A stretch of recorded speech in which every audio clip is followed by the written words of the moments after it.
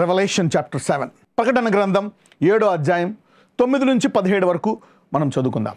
అటు తరువాత నేను చూడగా, ఇదిగో, ప్రతి జనములో నుండి, ప్రతి వంశములో నుండి, ప్రజలలో నుండి, ఆయా భాషలు మాట్లాడు వారిలో నుండి వచ్చి ఎవడునూ లెక్కింపజాలని ఒక గొప్ప సమూహము కనబడెను. వారు తెల్లని వస్త్రములు ధరించుకున్న వారై ఖర్జూరపు మట్టలు చేతపట్టుకొని సింహాసనము ఎదుటను గొర్రెపిల్ల ఎదుటను నిలవబడి, సింహాసనాసీనుడైన మా దేవునికి గొర్రెపిల్లకును మా రక్షణకై స్తోత్రమని మహాశబ్దముతో ఎలుగెత్తి చెప్పిరి. సో ఆయన వధువు సిద్ధమైన తర్వాత ఆయన వస్తాడు. వధువు సిద్ధపడకుండా వరుడు రాడు. అది చీకట్లో ఉన్న సంఘాన్ని. సో ప్రతి దానికి ఏదైనా కరువు వచ్చినా వచ్చినా వాటిల్లో ఉండకుండా బోధలో నిలకడగా ఉండండి. వెరిఫై చేసుకోండి. భయంలో ఉన్నప్పుడు మన మీద పడితే అది నమ్మేస్తాం, మీద పడితే అది నిజం అనుకుంటాం. This is not like to go away. ఎందుకంటే ఇంకా వధువు సిద్ధపడలేదు. ఆయనలాగా సామర్థ్యం ఉండాలి వధువుకి. అప్పుడే ఆయన ఆ వధువుని వివాహం ఆడడానికి వస్తాడు. సో మరి మనలో వెలుగు ఉందా? ఉంది, కానీ బయటికి రాలేదు. అంటే మొత్తం లోపల ఇంకా బయటికి రాలేదు. తొలకరి వర్షము, కడవరి వర్షము. మరి కడవరి వర్షం ఉన్నప్పుడు ఈ లోపల దాగి ఉన్నది బయటకు వస్తుంది. మరి లెమ్ము తేజరిల్లుము మన సంఘము లేవడానికి వచ్చింది. So verify with the word of God. So వధువు సిద్ధముగా ఎప్పుడవుతుంది అనేది చూద్దాం. మొదటి దశలోనికి రాసిన పత్రిక 5వ అధ్యాయము. సహోదరులారా, ఆ కాలమును గూర్చియు ఆ సమయములను గూర్చియు మీకు వ్రాయనక్కర్లేదు. రాత్రివేళ దొంగ ఎలాగూ వచ్చునో అలాగే ప్రభువు దినము వచ్చునని మీకు బాగుగా తెలియను. బైబిల్లో ఒక్క వచనం పట్టుకొని అదే వాగ్దానం మనం అనడానికి వీల్లేదు. మరి పరిశుద్ధాత్మ సహాయం ద్వారా మనం తెలుసుకోవాల్సిన అవసరం ఉంది. ఇక్కడ రాత్రి వేళ దొంగ ఎలాగ వస్తాడో అలాగే ప్రభు దినం వస్తుంది అని మనకు బాగా తెలియను. కరెక్టే, ఆయన దొంగ వల్లే రావచ్చు. కానీ ఇక్కడ చూస్తే తర్వాత వచనాలు చూద్దాం. లోకులు నెమ్మదిగా ఉన్నది, భయమేమియూ లేదని చెప్పుకొనుచుండగా, గర్భిణీ స్త్రీకి ప్రసవ వేదన వచ్చినట్లు వారికి ఆకస్మికముగా నాశనము తటస్థించును. చూడండి, ఇక్కడ లోకులు అని అండర్లైన్ చేసుకోండి. కరెక్ట్, ఆయన దొంగ వలే వస్తాడు, కానీ దీన్ని విభజించి చెప్తున్నాడు. కరెక్ట్, చీకటి వచ్చింది, కానీ అందరికీ చీకటి కాదు. ఆయన సంఘానికి చెప్తున్నాడు, లెమ్ము తేజరిల్లుము వెలుగు వచ్చిందని చెప్తున్నాడు. చూసారా? So God is now has a special message. మనము కరెక్టే స్టార్టింగ్లో భయపడతాం, కానీ తర్వాత దేవుడు మాట్లాడతాడు.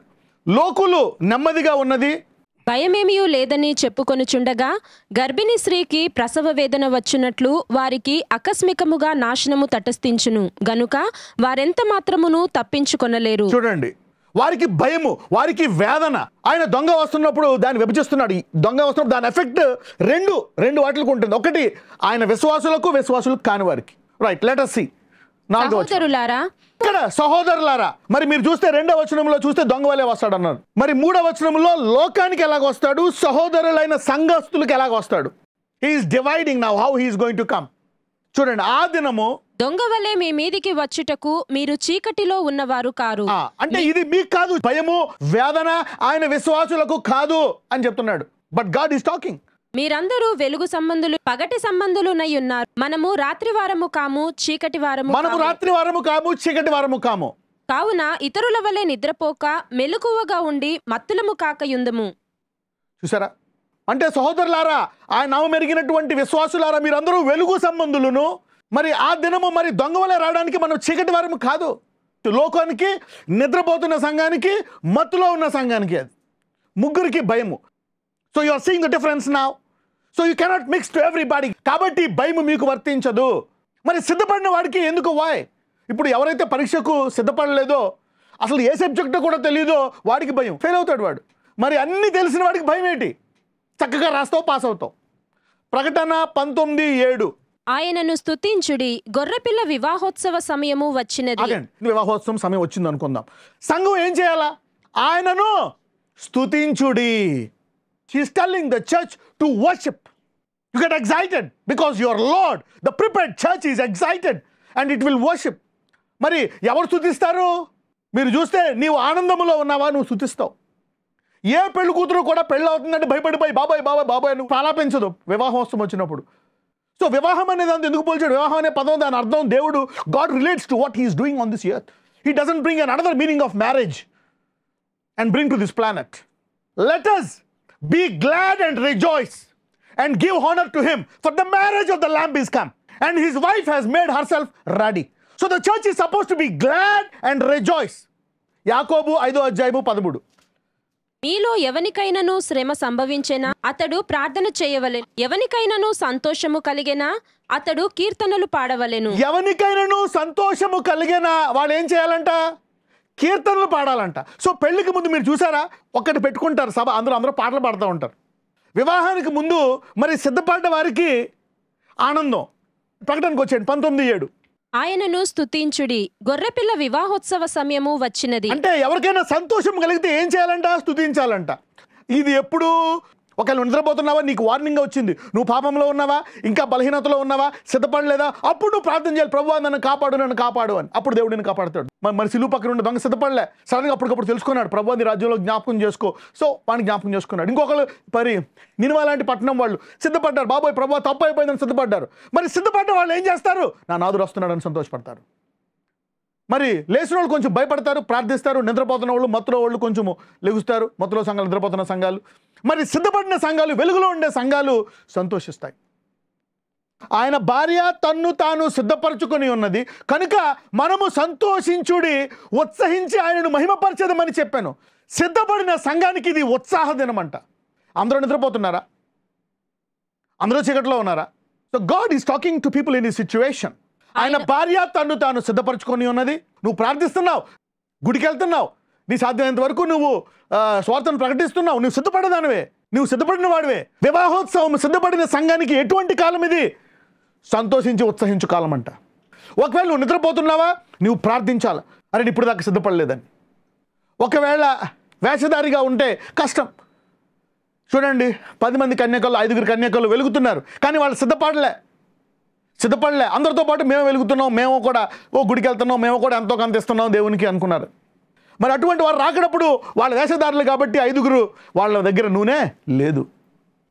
సో ఈ వాక్యం విని నువ్వు ప్రతి ఆదివారం గుడికి వెళ్ళి ఆయన మొరపెడుచు, నువ్వు తప్పు చేసినప్పుడల్లా ప్రభువా క్షమించు అని అడిగి ఆయన రక్తంతో కడుక్కొని మరి సాధ్యమైనంత వరకు ఆయన మార్గంలో నడుచుకోవాలనుకునే నీకు ఇది మంచి కాలం. ఆయన భార్య తను సిద్ధపరచుకొని ఉన్నది కనుక, అంటే సిద్ధపడిన సంఘానికి ఇది సంతోషము, ఉత్సాహము. ప్రకటన 19:7. ఆయనను స్తుతించుడి, గొర్రెపిల్ల వివాహోత్సవ సమయము వచ్చినది. ఆయన భార్య తను సిద్ధపరచుకున్నది కనుక, అంటే సిద్ధపడ్డ సంఘానికి వేరే న్యూస్ ఇస్తుంది. కనుక మనము సంతోషించి ఉత్సహించి ఆయన మహిమపరచదమని చెప్పగా సంఘాన్ని కొత్త స్థాయికి తీసుకెళ్లే సమయం ఇది. So rejoice, cheer up. Let's read, చూద్దాం. మరియు ఆమె ధరించుకొనుటకు ప్రకాశములను నిర్మలమునైన సన్నపు నారబట్టలు ఆమెకియబడెను. అవి పరిశుద్ధుల నీతి క్రియలు. ఆల్రెడీ దేవుడు సంఘాన్ని సిద్ధపరచడానికి ఇచ్చేసాడంట నారబట్టలు, పరిశుద్ధ నీతి క్రియలు. మరి నువ్వు ప్రతిరోజు చేస్తున్న ప్రార్థన అన్ని వృధా అయిపోలేదు. అవన్నీ దేవుడు నీకు ఇచ్చాడు, నేను సిద్ధపరిచాడు. He has prepared the church here. ఇది ఎప్పుడు మరి పెళ్లి కూతురు సడన్గా వచ్చేస్తున్నాడు ఏదో కట్టుకో అనరు. 6 నెలలకు ముందే ఏది బెస్ట్, ఏది కొనుక్కోవాలి అన్ని షాపులకు తిరిగి రెడీ చేసుకొని everything they will be ready. మరి దేవుడు కూడా వధువుని సిద్ధపరచడానికి కావాల్సినవి ఇవ్వడా? సడన్గా నేను వచ్చేస్తున్నా ఆయన వచ్చేస్తాడా? మరి ఆయన మన కొరకు రక్తము చిందించాడు. ఆయన ఆత్మ ద్వారా మనం అనేక కార్యాలు చేశాం. అనేకులు సాయం చేయలేదా? అనేకులకు ప్రార్థన చేయలేదా? చేతులేసి మీరు చేయలేదా? అనేక సార్లు తప్పులు చేసినప్పుడు పశ్చాత్తాపడలేదా? మిమ్మల్ని కడుక్కోలేదా? ఇదంతా సిద్ధపాటే. You are prepared. దేవుడు సిద్ధపరిచాడు, సిద్ధపరచకుండా వచ్చాడు. ఆయన సిద్ధపరచకుండా రాడు సంఘాన్ని. ఆయన సంఘాన్ని సిద్ధపరిచి తయారు చేసిన తర్వాత ఆయన వస్తాడు. Okay, let's read 9. మరియు అతడు నాతో ఈలాగు చెప్పెను, గొర్రెపిల్ల పెండ్లి విందుకు పిలువబడిన వారు ధన్యులని వ్రాయుము. మరియు ఈ మాటలు దేవుని యథార్థమైన మాటలని నాతో చెప్పెను. దేవుడు సిద్ధపరిచి ముందే చెప్తున్నాడు ధన్యులు అని. ఇంకా పెళ్ళి అవ్వలే, మనం పిలువబడ్డాం, దీనికి ధన్యులు అంటున్నాడు. సో మనము మరి సిద్ధపడేసిన విషయం అయితే మరి మనం ధన్యులము. We are blessed. God has prepared you very well. దేవుడు సిద్ధపరిచాడు. సహోదరుడా, సహోదరి, any time, whether it's a high tribulation, big tribulation, it's not a freaking time. The dark times are totally different for his saints. చీకటి కాలములు, శ్రమ కాలములు మరి వెలుగుతో కూడిన సంఘానికి వేరు. అవి లోకముతో పాటు సంఘాన్ని సంభవించడానికి వీలు లేదు. ఆయన ఆలయముగా ఉంటున్నటువంటి శరీరములో ఉండేటువంటి మనము ఆయన సామర్థ్యముతో సిద్ధపడుట, వధువు సిద్ధపడుట. మరి వధువు సిద్ధపడినప్పుడు అప్పుడు వరుడు వస్తాడు. So those who are listening, be strong, be bold. నజరేయుడైన యేసయ్య, ఇదిగో ప్రభువా, నువ్వు మాతో ప్రత్యేకంగా నీ పరిశుద్ధాత్మ సహాయంతో నీ కృప ద్వారా నువ్వు మాతో మాట్లాడినందుకు వందనాలు నాయన. నీ వాక్యాల ద్వారా మాతో మాట్లాడుతున్నావు, బయలుపరుస్తున్నావు. ఇది ఏంటి, ఏ సమయము, ఏ కాలము, ఎలా ఉండాలా, ఎలా కాపుదల వస్తుందని నీకు వందనాలయ్యా. ఇదిగో అందరినీ ఇంత గొప్ప రక్షణతో నువ్వు కాచి ఉన్నావు. వాళ్ళందరూ కూడా ఎలుగెత్తి ఇదిగో 7 గుణాల రక్షణతో గొప్పతనంతో మమ్మల్ని కాపాడావు అని వారు అంటున్నారు. మాకైతే 7 గుణాలు బహుగా బయటికి రావడానికి ఇదిగో నీ శిష్యులు మరణకాలంలో ఉన్నప్పుడు చెప్పావు, తల వెంట్రుకు కూడా వాళ్ళని ఇవ్వలేదు. అటువంటి గొప్ప రక్షణ కాపుదల వారికి దయచేయమని నజరేయుడైన యేసు మనం ప్రార్థిస్తున్నాము తండ్రి, ఆమేన్.